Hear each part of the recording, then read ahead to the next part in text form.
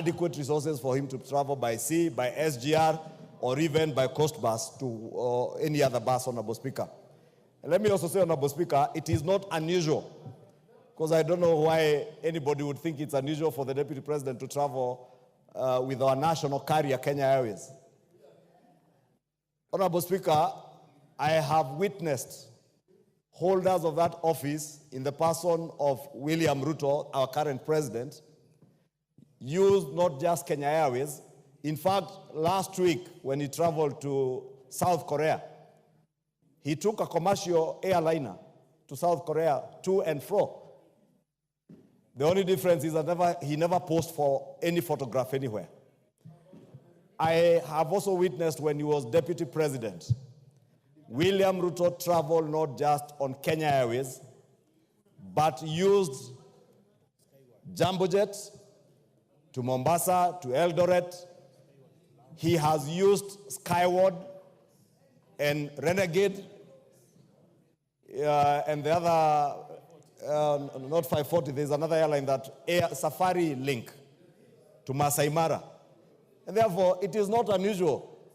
I think the only unusual thing that happened yesterday, Honorable Speaker, and maybe that may have gotten the attention of the Honorable Jared Okello, was the Deputy President towing a bag, a new bag, brand new bag, as the Honorable Junet says, that could not even fit into the compartments in the aeroplane, towing the bag and posing for a photograph.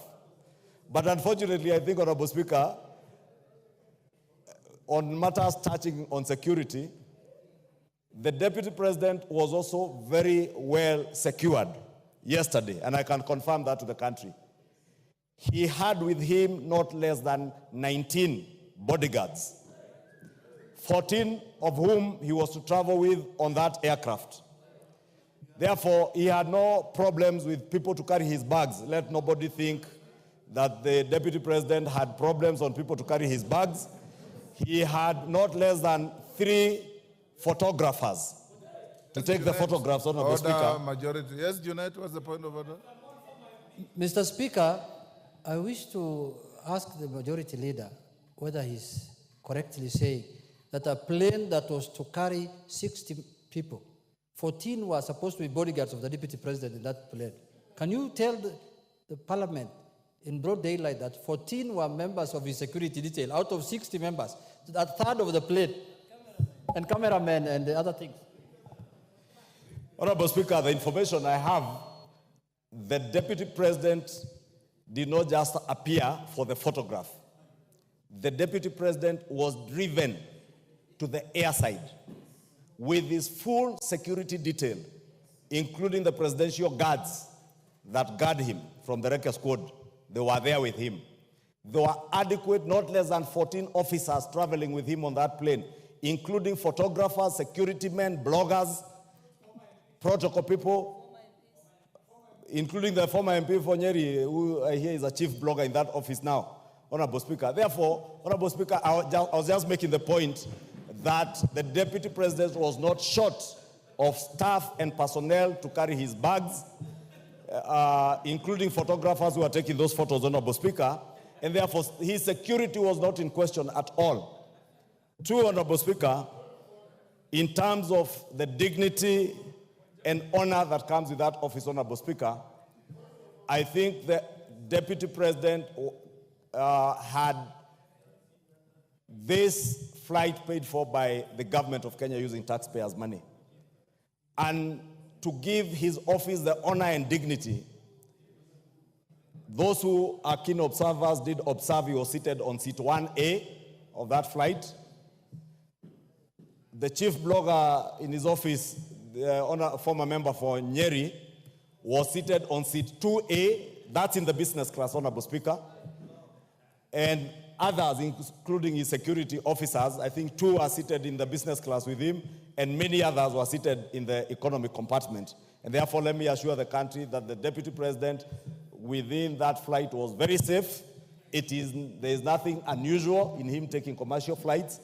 Indeed, many of you who attended the National Prayer Breakfast will remember His Excellency the President affirming that out of the austerity measures that government has instituted and which we effected through the Supplementary Appropriations Bill, that his office, that of the Deputy President, and that of the Prime Cabinet Secretary had cut their budget substantially. And therefore, I only want to encourage the President, the Prime Cabinet Secretary, the Deputy President, when they travel, to bear in mind those austerity measures, but at least to reduce the delegations, if not anything. I am certain nothing would happen to you when you are up there in the skies. Therefore, 1 or 2 security officers might be adequate. You do not need 3 or 4 photographers to travel with you on that plane. You can send some by SGR or others to drive to Mombasa. Therefore, I want to encourage all our government officers to bear in mind that we are in a tough situation and austerity measures that government has instituted, including Parliament, Honorable Speaker. I was pleasantly surprised the other day when I saw members of Parliament carpooling to travel to Naivasha because they thought it was easier to hold their meeting where they were holding and carpool. And Honorable Speaker, this should be the spirit, Honorable Speaker. But also, Honorable Speaker, more importantly, because I have seen these questions being raised, especially by bloggers, is the Deputy President entitled to use of military aircraft? Honorable Speaker, I did engage the Cabinet Secretary for Defense, and indeed I have asked, Honorable Speaker, so that we may put this matter to rest, I will be writing to the Cabinet Secretary for Defense to appear before this House in plenary that only the President and the First Lady, the President as Commander-in-Chief, since we don't have a Deputy Commander-in-Chief, has access to military aircraft. The Deputy President has a police aircraft designated for his use, which currently is under maintenance, and the Cabinet Secretary tells me in the next few weeks they will have finalized with its maintenance, because it is not just a police aircraft that is maintained by government, but whenever the Deputy President is flying that aircraft for his safety and security, bearing in mind the office he holds, is usually flown and operated by Kenya Air Force pilots and servicemen, Honorable Speaker, so that we can assure the Deputy President's safety, assure the country of the Deputy President's safety. Honorable Speaker,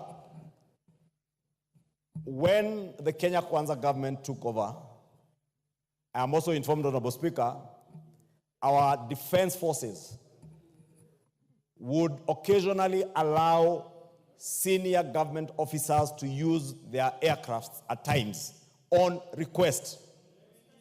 And ordinarily, government policy is when any senior government officer like the Deputy President or the Prime Cabinet Secretary intends to use a military aircraft, because these aircraft are designated for operational work by the military, to request for use of a particular aircraft, whether it's a helicopter or a Dash 8 or a fixed-wing aircraft, through the office